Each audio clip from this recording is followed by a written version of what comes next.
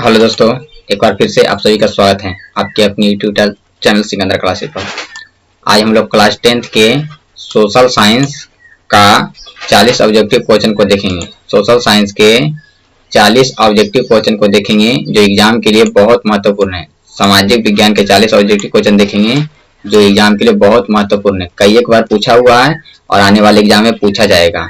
और यह model set कितना है? मॉडल सेट कितना है? 2 है। यह मॉडल सेट कितना है? 2 है। इससे पहले हम लोग सामाजिक विज्ञान का मॉडल सेट 1 पढ़ चुके हैं। उससे भी कम से कम 4 या 5 क्वेश्चन मॉडल सेट से 4 या 5 क्वेश्चन को जरूर रहेंगे, एग्जाम में जरूर रहेंगी। और इस मॉडल सेट से भी 4 या 5 क्वेश्चन एग्जाम में जरूर रहेंगी। इसलिए जितने भी कराया जाता है उसको अच्छे से एकदम याद कर जाइए और कॉपी में जो याद नहीं होता उसको नोट कर लीजिए। चलिए देर नहीं करते शुरू करते हैं। यदि चैनल पर नए हैं तो चैनल को सब्सक्राइब जरूर कर लेंगे।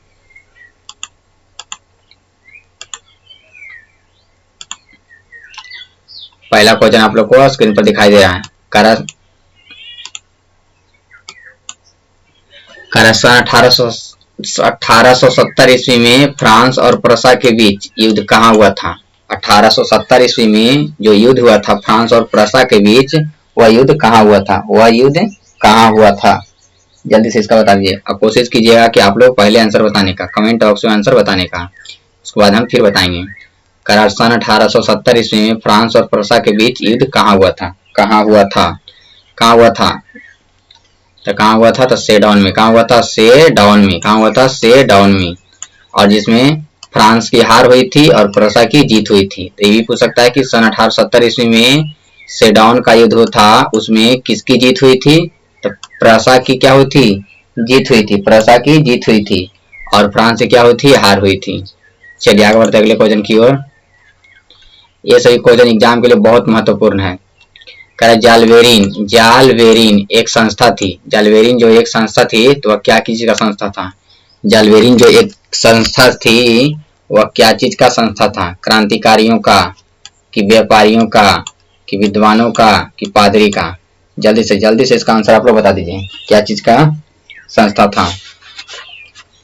तो व्यापारियों का। व्यापारियों का एग्जाम में बहुत बार पूछा हुआ। किसका संस्था था? व्यापारियों का। व्यापारियों का। चलिए आगे बढ़ते हैं अगले क्वेश्चन की ओर। बिस्मार्क निम्न में से क्या था? बिस्मार्क जो था वह निम्न में से क्या था? मतलब इसमें से क्या था? बिस्मार्क क्या था? चलिए जल्दी से बता दीजिए। बिस्मार्क क्या था? तो कूटनीतिज्ञ था। क्या था? कूटनीतिज्ञ था। चलिए आगे बढ़ते हैं अगले क्वेश्चन की ओर। 1829 ईस्वी में एड्रियानोपोल की संधि किस देश के साथ हुई? 1829 ईस्वी में एड्रियानोपोल की जो संधि हुई थी वह किस देश के साथ हुई थी? किस देश के साथ हुई थी? किस देश के साथ हुई थी? जल्दी से बता दीजिए किस देश के साथ हुई थी? 1829 ईस्वी में जो संधि हुआ था वह किस देश के साथ संधि हुआ था? किस देश के साथ संधि हुआ था? तुर्की। किसके साथ हुआ था? तुर्की के साथ। चलिए आगे बढ़ते हैं अगले क्वेश्चन की ओर।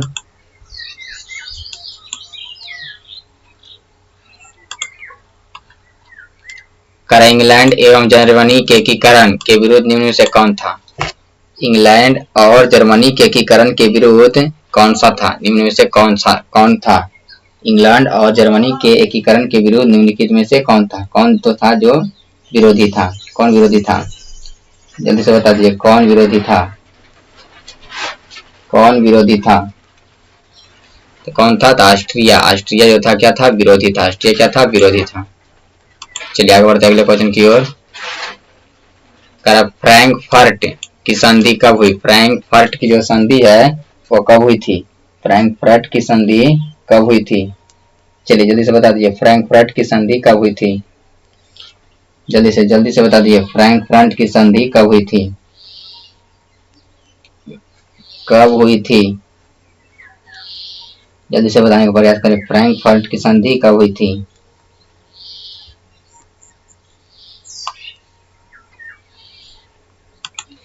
चलिए तो कब हुआ था? तो 1871 ईस्वी को। कब हुआ था? 1871 ईस्वी को हुआ था। और ये किसके बीच हुआ था? तो फ्रांस और प्रसा के बीच हुआ था। फ्रांस और किसके बीच हुआ था? प्रसा के बीच हुआ था। फ्रांस और प्रसा के बीच हुआ था। ये भी एग्जाम एग्जाम में बहुत बार पूछा हुआ कि फ्रैंकफर्ट की संधि कब हुई थी? तो 1871 में। किसके किसके बीच हुआ था? फ्रांस और प्रूसिया के बीच हुआ था। चलिए आगे बढ़ते हैं अगले क्वेश्चन की ओर। मेजनी का संबंध किस संगठन से था? मेजनी का जो संबंध था वो किस संगठन से था? किस संगठन से था? चलिए जल्दी से बता दीजिए, मेजनी का संबंध किस संगठन से था? किस संगठन से था? जल्दी से बताइए, जल्दी से बताने का प्रयास कीजिए। मेजनी का संबंध किस संगठन से था? किससे था? कार्बोनरी से। मेजनी का संबंध किससे था? कार्बोनरी से, कार्बोनरी से, कार्बोनरी से। चलिए आगे बढ़ते हैं अगले क्वेश्चन की ओर। ये सभी क्वेश्चन एग्जाम के लिए बहुत महत्वपूर्ण है, इसलिए कॉपी में अगर याद नहीं होता है तो कॉपी में नोट कर लीजिए। काउंट काबूर को विक्टर इमैनुअल ने किस पद पर नियुक्त किया था? काउंट काबूर को विक्टर इमैनुअल ने किस पद पर नियुक्ति कर दिया था? किस पद पर नियुक्ति कर दिया था? चलिए जल्दी से इसका बता दीजिए, किस पद पर नियुक्ति किया था? ये भी एग्जाम के लिए बहुत महत्वपूर्ण है। किस पर किया था? तो प्रधानमंत्री पर। किस पद पर नियुक्ति किया था? प्रधानमंत्री पर। चलिए आगे बढ़ते हैं अगला क्वेश्चन की ओर। वियना कांग्रेस में कौन राष्ट्र सम्मिलित नहीं था? वियना कांग्रेस में कौन राष्ट्र जो था वह सम्मिलित नहीं था? चलिए जल्दी से बता दीजिए, वियना कांग्रेस में कौन सा राष्ट्र सम्मिलित नहीं था? कौन सा राष्ट्र सम्मिलित नहीं था? कौन सा राष्ट्र सम्मिलित नहीं था? चलिए जल्दी बताइए, कौन सा राष्ट्र सम्मिलित नहीं था? तो जर्मनी। कौन सम्मिलित नहीं था? जर्मनी। चलिए आगे बढ़ते हैं अगले क्वेश्चन की ओर। जैव और अजैव संसाधनों का वर्गीकरण का आधार क्या है? जैव और अजैव संसाधन के वर्गीकरण का क्या आधार है? क्या माने किसके आधार पर जैव और अजैव को बांटा गया है? किसके आधार पर जैव और अजैव बांटा गया? संसाधन को किसके आधार पर जैव और अजैव के रूप में बांटा गया है? चलिए जल्दी से बता दीजिए, एग्जाम के लिए बहुत महत्वपूर्ण है।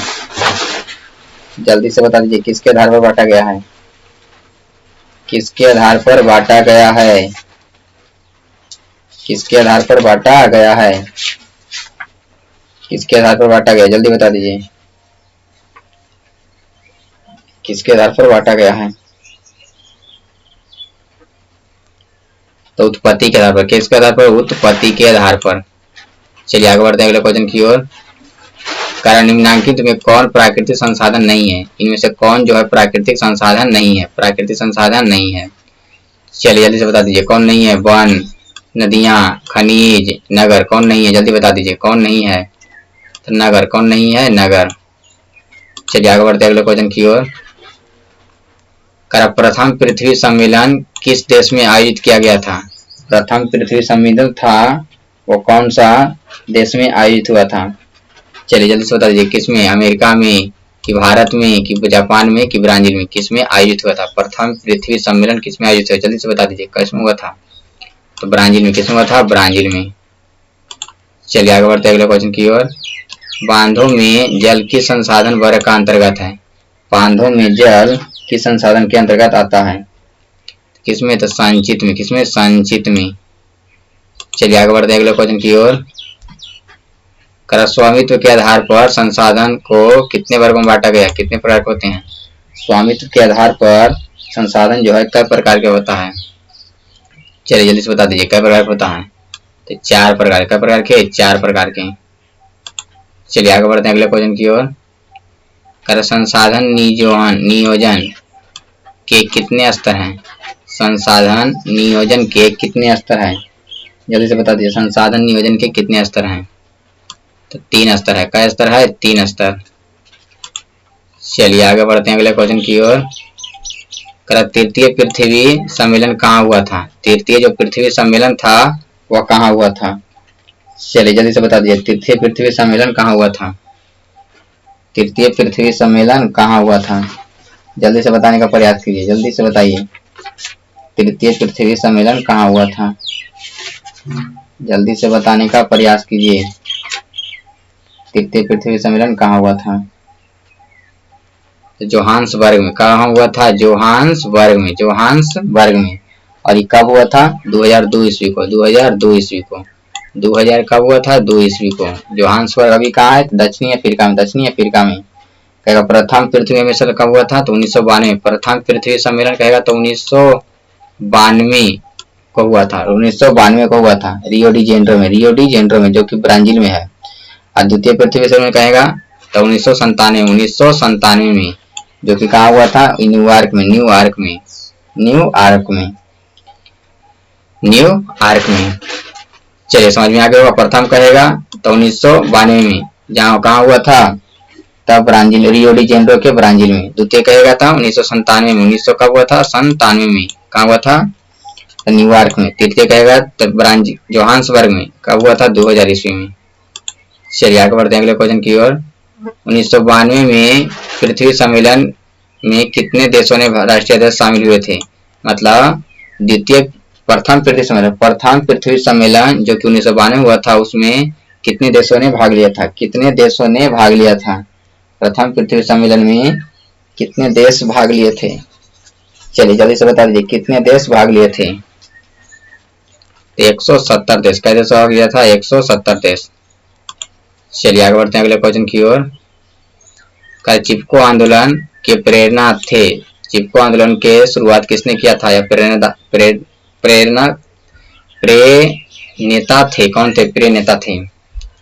चिपको आंदोलन का शुरुआत किसने किया था? सुंदरलाल बहुगुणा। चलिए आगे बढ़ते हैं अगले क्वेश्चन की ओर। सत्ता में साझेदारी सही है क्योंकि? सत्ता में साझेदारी सही है क्योंकि?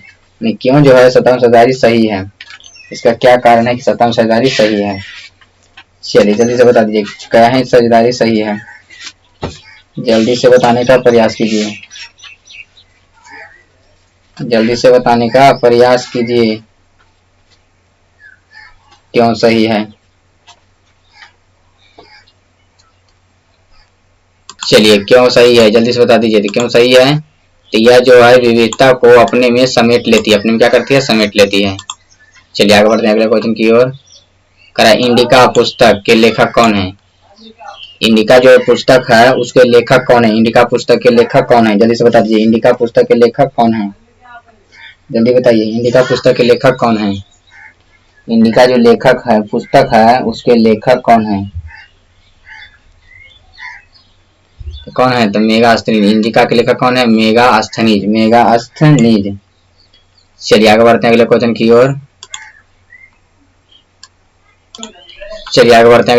ओर। भारत की वित्तीय राजधानी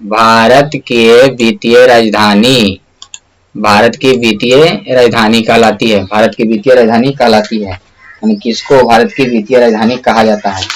किसको जो है भारत की वित्तीय राजधानी कहा जाता है? जल्दी से बता दीजिए किसको कहा जाता है?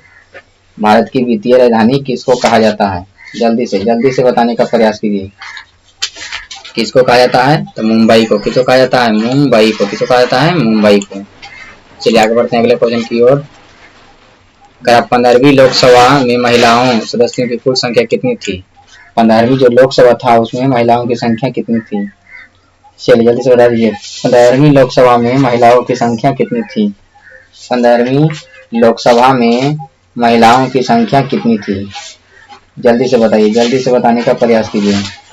15वीं लोकसभा में महिलाओं की संख्या कितनी थी? महिलाओं की संख्या कितनी थी? चलिए जल्दी से बता दीजिए महिलाओं की संख्या कितनी थी? तो कितना था? तो 59। कितना था? 59। चलिए आगे बढ़ते हैं अगले क्वेश्चन की ओर। 2001 की जनगणना के अनुसार भारत में साक्षर महिलाओं का प्रतिशत है। 2001 की जनगणना के अनुसार भारत में साक्षर महिलाओं की प्रतिशतता कितनी है? चलिए जल्दी से बता दीजिए कितनी है? 53.70। 53.70। चलिए आगे बढ़ते हैं अगले क्वेश्चन की ओर। श्रीलंका के बहुसंख्यक समुदाय की भाषा है। श्रीलंका के बहुसंख्यक समुदाय की भाषा में कौन सा जो है बहुसंख्यक समुदाय की भाषा है? चलिए जल्दी बताइए कि कौन सा है? तो सिहली। कौन सा है? सिहली। कौन सा है? सिहली। चलिए आगे बढ़ते हैं अगले क्वेश्चन की ओर। बेल्जियम के किस शहर के स्कूलों में फ्रेंच बोलने पर रोक लगा दिया गया है? बेल्जियम में किस शहर के स्कूलों में बच्चे फ्रेंच बोलने पर रोक लगा दिया गया है? किसमें? जल्दी से बता दीजिए किसमें रोक लगाया गया है? तो किसमें? मार्च डेम में। चलिए आगे बढ़ते हैं अगले क्वेश्चन की ओर। भारतीय संविधान के अनुसार भारतवर्ष को घोषित किया गया है? भारतीय संविधान के अनुसार भारतवर्ष को क्या घोषित किया गया है? जल्दी से बता दीजिए क्या घोषित किया गया है? तो धर्मनिरपेक्ष। क्या घोषित किया गया है? धर्मनिरपेक्ष। चलिए आगे बढ़ते हैं अगले क्वेश्चन की ओर। इनमें से यहाँ लिखा गया, इनमें से किस संस्था में महिलाओं को 50% आरक्षण प्रदान किया गया है? इनमें से किस संस्था में महिलाओं को 50% आरक्षण दिया गया है? तो किसमें है? तो पंचायती राज व्यवस्था, स्थानीय पंचायती राज व्यवस्था में, स्थानीय पंचायती राज संस्था में, व्यवस्था में, संस्था में, किसमें? संस्था में। चलिए आगे बढ़ते हैं अगला क्वेश्चन की ओर। भारत में नीति आयोग की स्थापना हुई। भारत में नीति आयोग की स्थापना कब हुई? योजना को भंग करके नीति आयोग बुलाया गया था, उसका कब हुआ था? जल्दी से बता दीजिए कब हुआ था?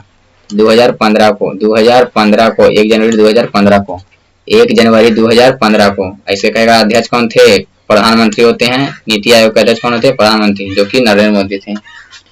चलिए आगे बढ़ते हैं अगले क्वेश्चन की ओर।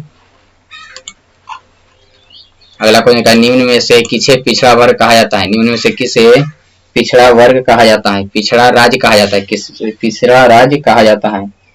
चलिए जल्दी से बता दिए, इनमें से किसे पिछड़ा राज्य कहा जाता है? तो किसको? तो बिहार को। किसको कहते हैं? बिहार को। किसको कहते हैं? बिहार को। चलिए आगे बढ़ते हैं अगले क्वेश्चन की ओर। इनमें से कौन योजना आयोग के पदेन अध्यक्ष होते हैं? इनमें से कौन जो है योजना आयोग के पदेन अध्यक्ष होते हैं? तो कौन योजना आयोग के पदेन अध्यक्ष कौन होता है? प्रधानमंत्री।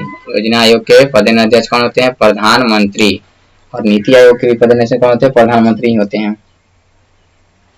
चलिए आगे बढ़ते हैं अगले क्वेश्चन की ओर। किस क्षेत्र को तृतीय क्षेत्र कहा जाता है? किस क्षेत्र को तृतीय क्षेत्र कहा जाता है? ये वाला हम पहले वाला वीडियो में मॉडल से टेक में बताए थे। किस क्षेत्र को तृतीय क्षेत्र कहा जाता है? जल्दी से बता दीजिए किस क्षेत्र को कहा जाता है? किस क्षेत्र को तृतीय क्षेत्र कहा जाता है? तो सेवा क्षेत्र को। किसको? सेवा क्षेत्र को। चलिए आगे बढ़ते हैं अगले क्वेश्चन की ओर। किस क्षेत्र को द्वितीय, किस क्षेत्र को, उसमें क्या था? तृतीय क्षेत्र, इसमें हो जाएगा द्वितीय, द्वितीय लीजिए, द्वितीय कर लीजिए। किस क्षेत्र को द्वितीय क्षेत्र कहा जाता है? किस क्षेत्र को द्वितीय क्षेत्र कहा जाता है? किस क्षेत्र को द्वितीय क्षेत्र कहा जाता है? जल्दी से बता दीजिए किस क्षेत्र को? तो औद्योगिक। किसको कहते हैं? औद्योगिक। पहला बोलेगा प्रथम क्षेत्र तो बोलेंगे कृषि, द्वितीय बोलेगा तो औद्योगिक, तृतीय बोलेगा तो सेवा। चलिए आगे बढ़ते हैं, समझ में आ गया होगा। भारत की आर्थिक व्यवस्था है, आज भारत की आर्थिक व्यवस्था कैसी है? जल्दी से बता दीजिए भारत की आर्थिक व्यवस्था कैसी है? पूंजीवादी, समाजवादी, कैसी है? जल्दी बता दीजिए। क्या है? तो मिश्रित है। क्या है? मिश्रित अर्थव्यवस्था है। चलिए आगे बढ़ते हैं अगले क्वेश्चन की ओर। निम्न में से किस राज्य को एक पिछड़ा राज्य कहा जाता है? निम्न में से मतलब इसमें से किस राज्य को पिछड़ा राज्य कहा जाता है? ये रिपीट देखिए, 2 बार क्वेश्चन रिपीट हो रहा है। किसको कहते हैं? तो बिहार को। किसको कहते हैं? बिहार को। चलिए आगे बढ़ते हैं अगले क्वेश्चन की ओर। बिहार के जमशेदपुर में लौह इस्पात के कारखाने की स्थापना हुई। बिहार के जमशेदपुर में लौह इस्पात कारखाने की स्थापना कब हुआ था? लौह इस्पात कारखाना का स्थापना कब हुआ था? कब हुआ था? तो 1907 में। कब हुआ था? 1907 में। कब हुआ था? 1907 में। चलिए आगे बढ़ते हैं अगले क्वेश्चन की ओर। अर्थव्यवस्था,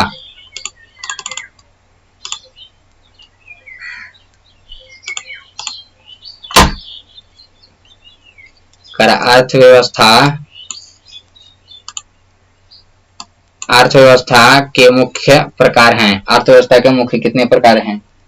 जल्दी से बता दिया। अर्थव्यवस्थाओं के मुख्य प्रकार हैं, कितने प्रकार हैं? तो 3। अर्थव्यवस्था कितने प्रकार हैं? 3। चलिए आगे बढ़ते हैं अगले क्वेश्चन की ओर। निम्न में से कौन प्राकृतिक आपदा नहीं है? इनमें से कौन जो है प्राकृतिक आपदा नहीं है? मतलब क्या होगा? तो मानव जनित आपदा होगा। प्राकृतिक आपदा नहीं है मतलब मानव जनित आपदा है। चलिए जल्दी से बता दीजिए कौन है? तो हिंसा। क्या है? हिंसा जो है मानव जनित आपदा है, मतलब प्राकृतिक आपदा नहीं है। चलिए आगे बढ़ते हैं अगले क्वेश्चन की ओर। भूकंप किस प्रकार का आपदा है? भूकंप जो है वह किस प्रकार का आपदा है? चलिए जल्दी से बता दिए भूकंप जो है किस प्रकार का आपदा है? कैसा है? प्राकृतिक आपदा। कैसा है? प्राकृतिक आपदा। चलिए आगे बढ़ते हैं अगले क्वेश्चन की ओर। इनमें कम विनाशकारी आपदा कौन है? इनमें से कौन जो है कम विनाशकारी आपदा है? कौन जो है सबसे कम विनाशकारी, मतलब जिससे हानि जो है बहुत कम होता है, सबसे कम होता है? किससे सबसे कम हानि होता है? चलिए जल्दी से बता दीजिए। किसमें जो है हानि सबसे कम होता है, किससे हानि जो है सबसे कम होता है। तो भूस्खलन, भूस्खलन से है हानि जो सबसे कम होता है। चलिए आगे बढ़ते हैं अगले क्वेश्चन की ओर। ये लास्ट क्वेश्चन है, यार सुनामी किस भाषा का शब्द है? सुनामी जो है किस भाषा का शब्द है? चलिए बता दीजिए, सुनामी जो है किस भाषा का शब्द है? तो पंजाबी, जापानी कैसा शब्द है? जापानी शब्द है। सुनामी किस भाषा का शब्द है? जापानी। क्या है? जापानी शब्द है। क्या है? जापानी शब्द है। आप लोग को यह वीडियो कैसा लगा कमेंट में जरूर बताइएगा, और आप लोग कौन सा विषय पर वीडियो चाहते हैं वो भी बता सकते हैं। मिलेंगे अगले वीडियो में।